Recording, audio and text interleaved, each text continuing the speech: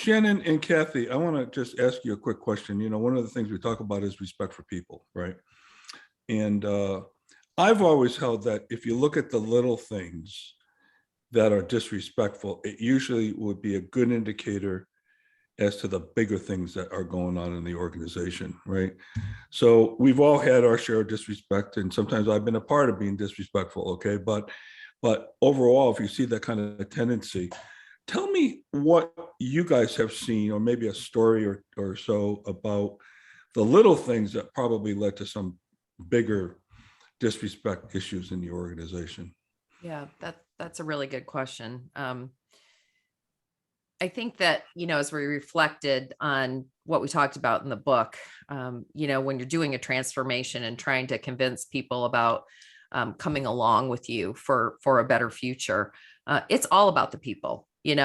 It's a lot less about the tools and techniques, but really showing respect for the people who are doing the work and letting them be a part of it. And one of the things that I became really adamant about over time was using a microphone when I was taking people on plant tours and asking visitors to speak into the microphone. Because, you bring through corporate executives, you bring through customers.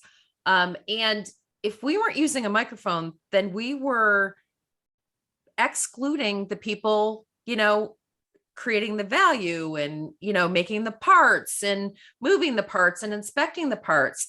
And, particularly if you're watching a particular operation, it makes someone feel like they're in a fishbowl or on display as opposed to being part of the team.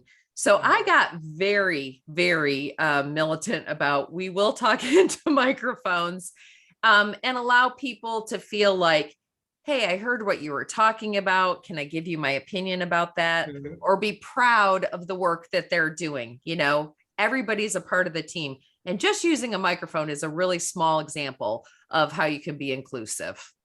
Yeah. And it got to the point where it wasn't just, you'd be surprised about how much of a culture shift just using the microphone was, let alone everything else we were trying to do, and getting people to just accept that that's going to be our new reality, is getting everybody involved, and that whatever you have to say should be done out of respect for somebody else and not hidden behind a crowd or trying to hide something. But we got to the point where we had, every time we were doing a tour, we had somebody had backup batteries for the microphone. We ended up buying two microphone packs so that one was always plugged in the night before. So we actually had standard work around how to prep for these tours, including, you better make sure that microphone is charged, man, because nobody wanted to be the person. It doesn't sound like they had a TPM program for that microphone.